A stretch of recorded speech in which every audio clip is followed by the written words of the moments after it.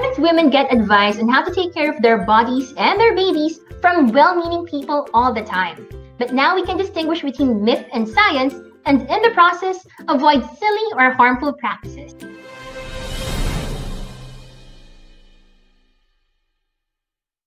Hello everyone, this is Mommy Happy of Teach My Child, an online multi-platform dedicated to helping children maximize their potential.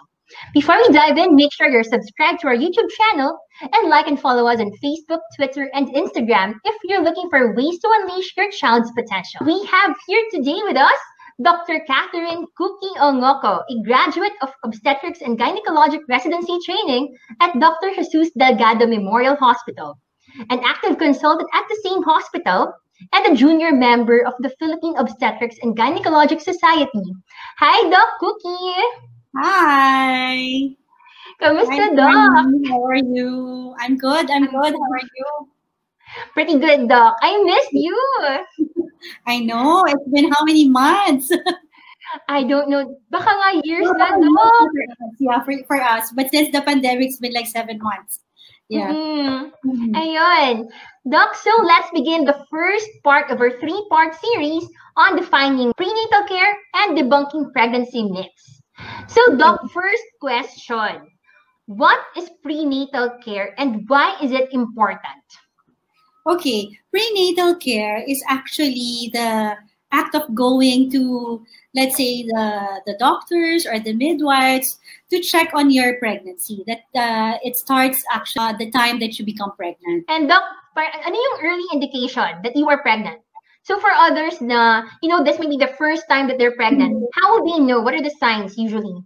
Okay, there are meron kasing probable signs and possible signs. Pero anyway, wala naman tayo sa mga exam, no? So hindi na natin kailangan haluan i-define pa which is probable and which is possible. The first one is if you miss your menses. That's the first one that you should, a woman would think na she is probably pregnant or possibly pregnant. And then there are also changes, like let's say there are dizziness, nausea, and vomiting. Plus, if your belly is enlarging, those are also signs of the pregnancy.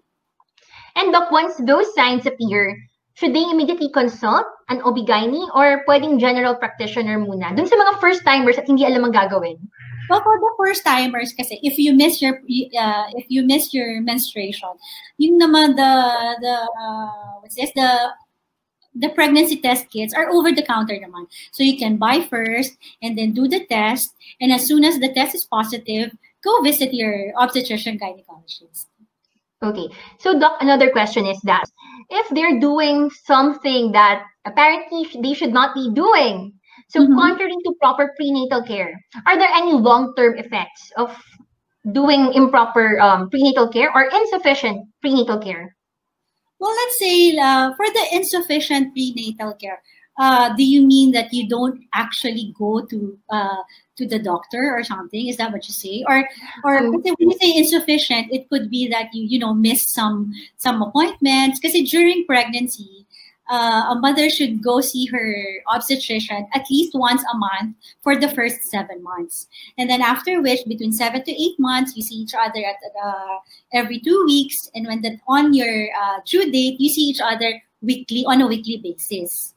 Okay. In terms of long-term effects, I think there is if there is really no let's say there's no proper nutrition.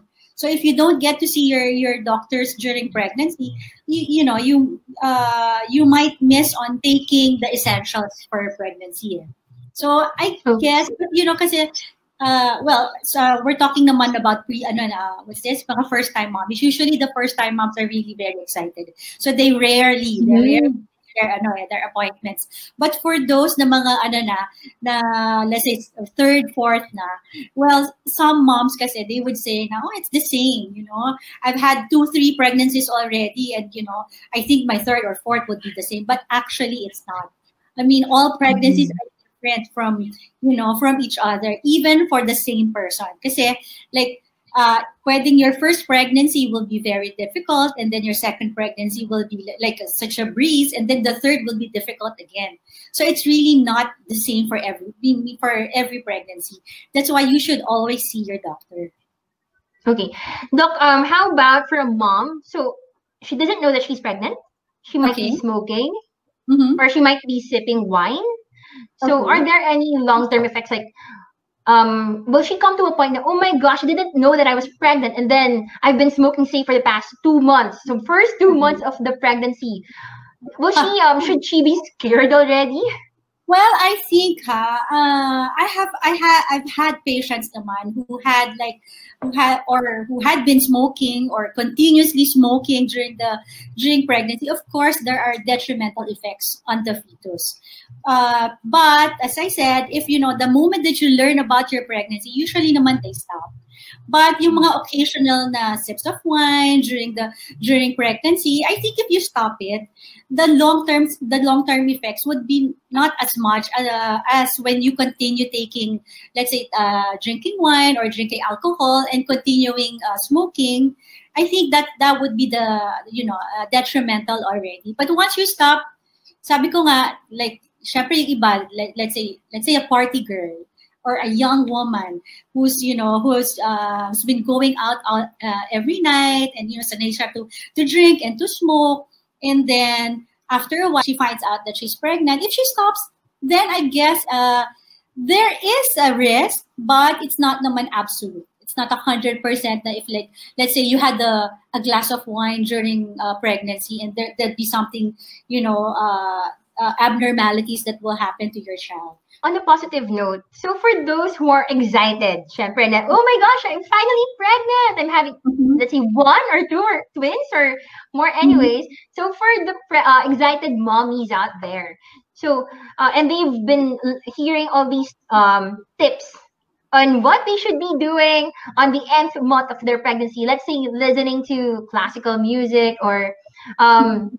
take all the necessary supplements, take all the milk that they need to drink, or take lots of rest, etc. So they're doing everything that they can.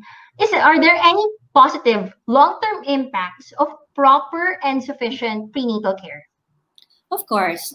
When you do proper and sufficient prenatal care, that would really have a good effect on the fetus as well as the mother. Okay. So, Doc, thank you so much, Doc Kooky, for walking us through the definition and importance of prenatal care. To our Teach My Child viewers, thanks for watching part 1 on the definition and importance of prenatal care. Stay tuned for parts 2 and 3 on the common pregnancy myths and the most essential prenatal care advice that you should be following.